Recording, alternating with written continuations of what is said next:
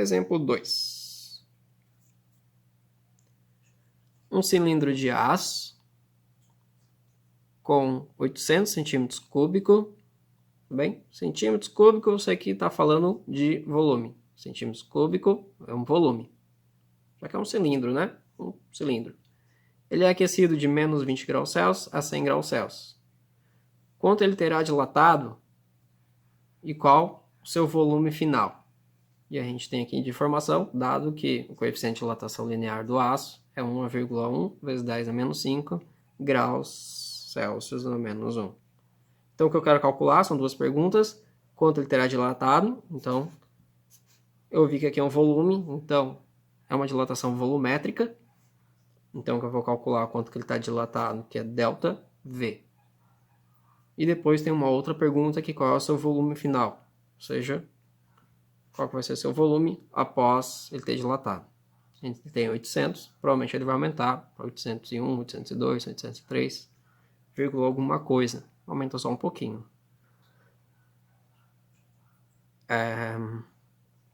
O que eu tenho de informação, então? Menos 20 graus Celsius, ele é aquecido de menos 20 graus Celsius, ele tem uma temperatura inicial. Menos 20 graus Celsius. Isso porque depois ele é aquecido até 100 graus Celsius. Então, a temperatura final. E a gente tem aqui a informação do coeficiente de dilatação, que é 1,1 vezes 10 a menos 5. Queremos calcular agora a delta V.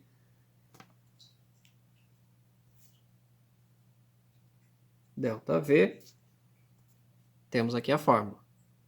Para calcular delta V, precisamos de V0. Opa, esqueci de colocar V0 aqui. Temos aqui 800 centímetros quadrados. 800 centímetros.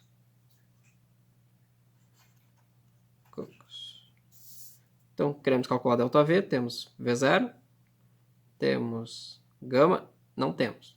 Está faltando essa informação. Então, vamos primeiro calcular o gama. Gama é 3 vezes o alfa. E o alfa a gente tem aqui, de informação. Então, para a gente saber calcular delta V, a gente precisa saber esse valor aqui primeiro, como a gente viu na fórmula.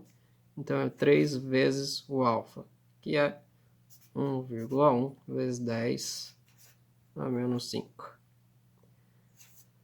Multiplica 3 vezes 1,1, dá 3,3, vezes 10 a menos 5 permanece aqui. Assim já está bom para a gente continuar a nossa conta. Então, voltando aqui, a gente precisa calcular delta V, é V0, a gente tem essa informação, é gama, a gente tem essa informação agora, e é delta T, enquanto mudou a temperatura, a variação de temperatura. Não temos, a gente tem temperatura inicial e final. Então, a gente tem que primeiro calcular o delta T. Delta T, variação de temperatura, temperatura final, 100, menos a temperatura inicial, que é menos 20. Não vamos esquecer de botar o sinal. 100 menos 20, fica 100 mais 20, fica 120 graus Celsius.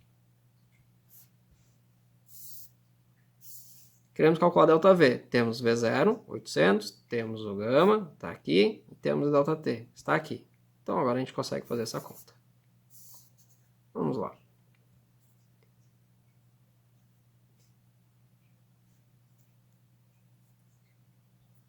Delta V é o que a gente vai calcular. V0, 800,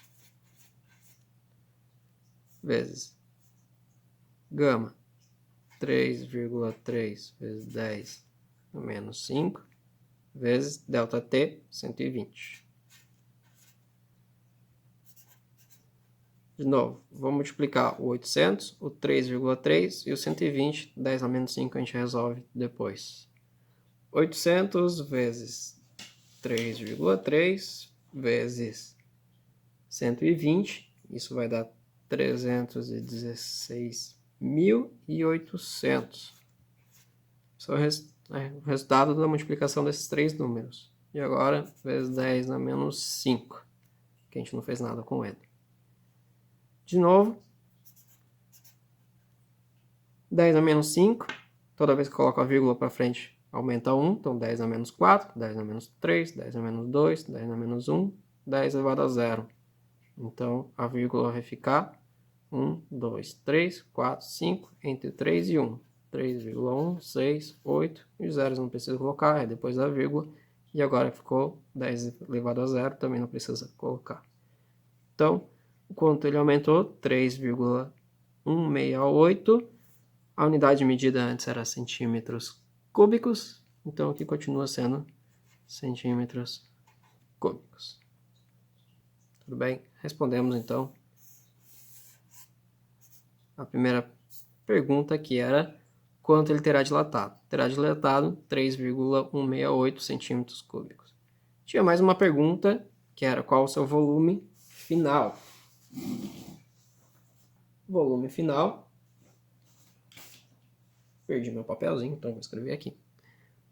Volume final é volume inicial que ele tinha, mais o quanto aumentou. Ou seja, ele tinha um tamanho, ele aumentou um pouquinho, então o tamanho dele final é o quanto que ele tinha, mais o quanto ele aumentou. Ele tinha 800, ele aumentou 3,168, então seu volume final é 803,168. Unidade de medida continua sendo a mesma, centímetros cúbicos. E aí respondemos. Qual o seu volume final? 803,168. Ok? Espero que tenham entendido. Até a próxima.